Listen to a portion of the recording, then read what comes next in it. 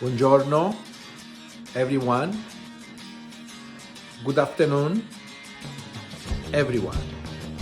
Allora, oggi vi faccio vedere una ricetta semplicissima, how to cook the ceci, the garbanzo bean. So, I'm gonna show you today simple recipe to do at home.